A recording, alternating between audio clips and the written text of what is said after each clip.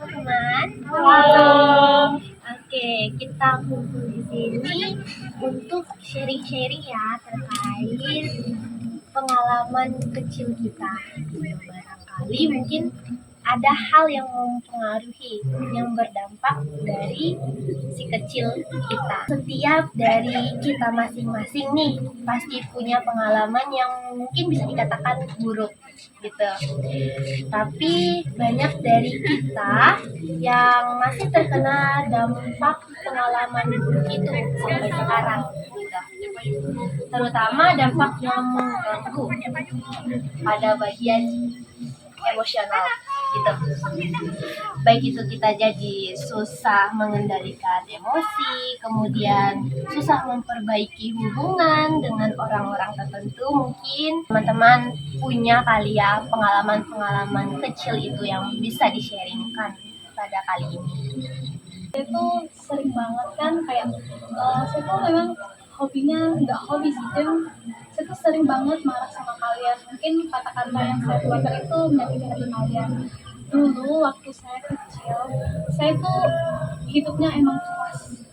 Kerasnya tuh memang benar-benar saya yang mengalami, saya melihat kejadian di mana kehidupan kedua orang tua saya itu memang benar-benar merintis dari nol sampai kami tuh pernah tinggal di hutan, hanya kami aja gitu, nggak ada orang sekitar, cuma ada mama, bapak, dan saya. Sedangkan abang itu kan sekolah ya, jadi dia tuh tinggal sama nenek. Jadi saya tuh melihat semua kejadian yang ada pada saat saya kecil. Hal itu yang membuat saya tuh dari sekarang tuh saya jadi kayak keras, dan saya tuh lebih kayak saya tuh nggak boleh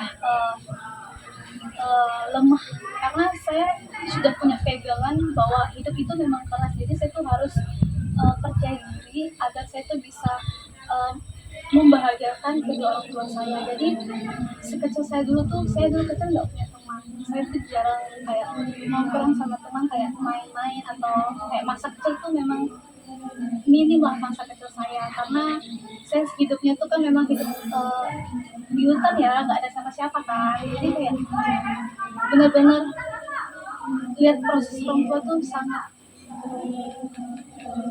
menyakitkan sih bagi saya, karena kami tuh keluarga kami tuh sering dihina orang-orang di sekitar, sampai kami tuh tinggal di gubuk bambu karena nggak punya rumah kan, nggak punya rumah. Jadi akibat dari hal yang saya alami waktu saya kecil, akhirnya tuh saya besar itu saya tuh keras. Saya nggak suka kalau orang tuh ngerendahin saya, apalagi ngerendahin orang tua saya, karena saya tuh punya cita-cita, saya itu ingin membahagiakan kedua orang tua saya. Mungkin hal itu yang membuat saya jadi gampang emosi, gampang marah. Setiap saya punya sedikit aja masalah, saya tuh nggak bisa menahan. Saya tuh bakal meluapin, saya tuh bakal marah langsung tanpa saya tahu bahwa kalimat dan kata-kata saya itu bakal nyakitin teman-teman saya. Saya juga punya cerita masalah emosional. Saya tuh juga tipe anak yang susah mengendalikan emosional saya. Kayak contoh saya berteman, saya di sini juga berteman cuma satu yang cuma bisa ngerti emosional saya sendiri. Saya kadang-kadang sama teman-teman saya tuh kayak bahasa gaulnya sekarang toksik ya, ngomong yang ya kasar-kasar gitu kan ya.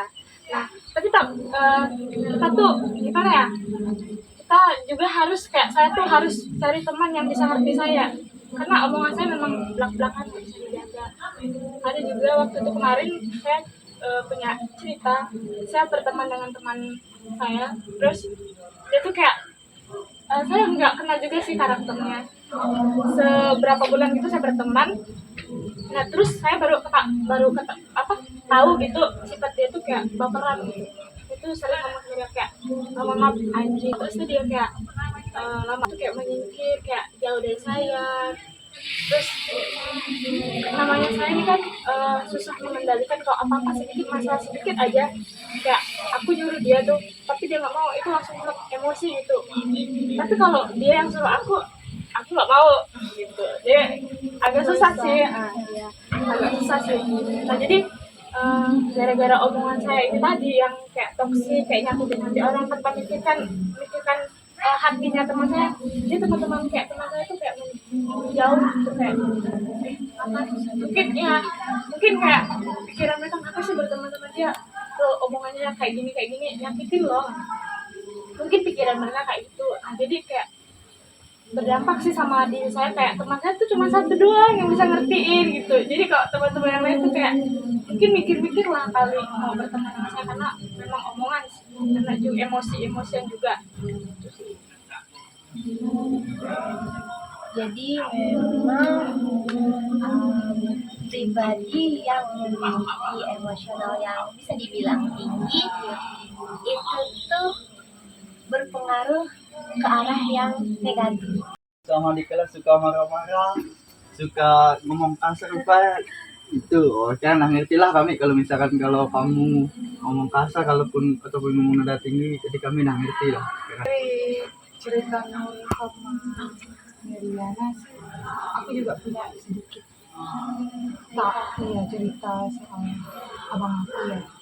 Kan kami ini bedanya 1 tahun ya. Terus mama aku nih kebablasan ceritanya. Terus mungkin lah kasih sayang perhatian mama bapakku nih pupusnya kayak aku. Jadi itu yang buat abangku agak sedikit tensi banget sama, terus punya sifat pendiam, kadang suka marah-marah, kayak perlu perhatian mungkin dari orang tua ya. Kurang kasih sayang mungkin ya. Dia ngerasa seperti itu, masih terbagi. Tapi kan dia cowok, seharusnya dia bisa kuat sih sama dia ya. Amin. Juga sih pernah sih, aku juga pernah dibandingkan sama adik aku juga. Sekarang pernah makan. Adik aku tuh kan penurut itu kan yang lebih dekat sama orang tua kan. Cuman kami berempat ini kan kayak apa ya, kayak keras gitu bah, nggak susah diajar, susah diatur gitu kan. Tapi yang lebih bisa diatur tuh adik kan. Makanya kami ini dibandingkan sama dia karena dia yang penurut. Karena setiap emosi itu kan kita juga sama-sama memiliki emosi kan. Jadi kayak kita Harus sering melihat hal yang mengalahkan. Karena balik lagi tadi kan, dari sifat emosi itu yang berdampak kebanyakan negatif. Apalagi kan sekarang kan kita tahu bersama kan, kita udah belajar namanya tentang integritas kepemimpinan. Sebagai pemimpin kita tuh harus mempunyai integritas, tapi kalau seumpamanya kita nggak bisa ngontrol emosi, otomatis kita tuh integritasnya minim. Karena kalau orang yang apa-apa emosi itu memang nggak baik, memang betul kata Andrea, karena emosional itu dampaknya itu banyaknya ke negatif, tetapi ada juga dampaknya positif tapi nggak banyak sih.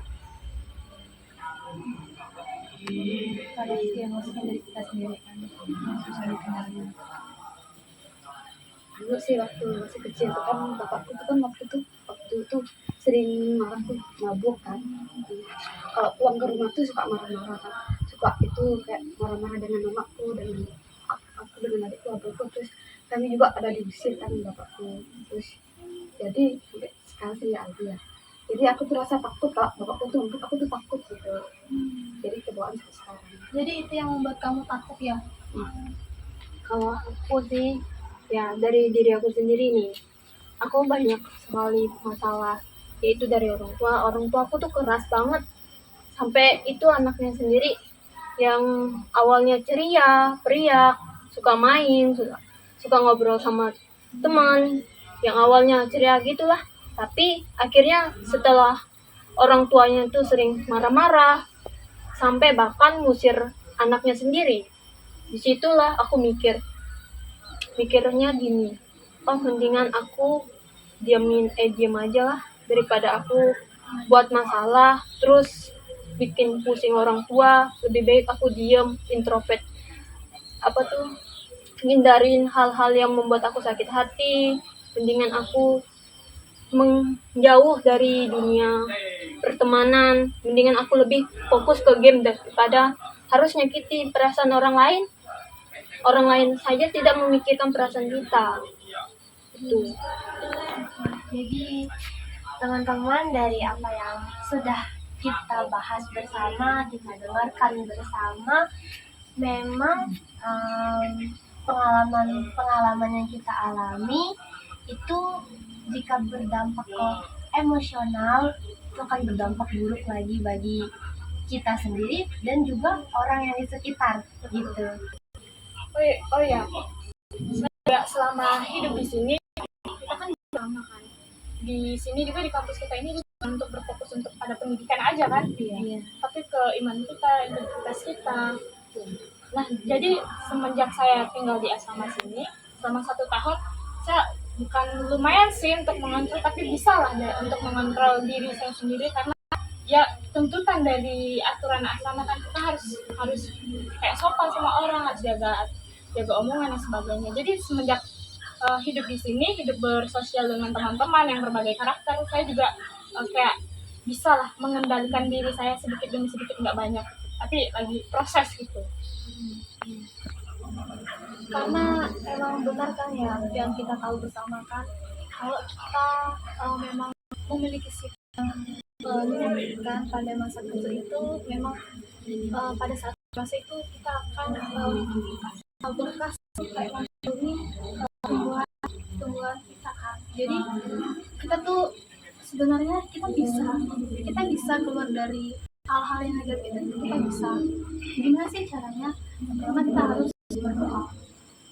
Kita minta sama Tuhan, kita bisa berdamai, kita bisa menerima si kecil kita yang dulunya mungkin si kecil kita belum pernah ngerasain ini, belum ngerasain itu, belum pernah ngerasain indahnya dunia ini, indahnya masa kecil.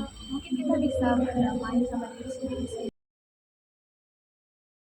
Oke teman-teman, jadi dari hasil cerita-cerita kita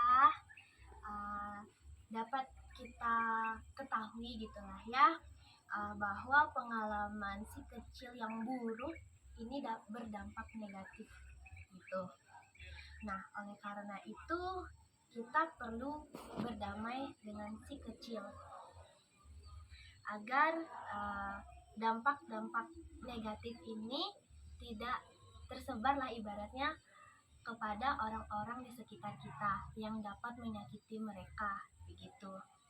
Nah, oke teman-teman, tadi kita juga sudah mendengarkan kan cerita-cerita kita dengan masalah si kecil kita. Nah, sekarang pentingnya kita berdamai dengan si kecil kita.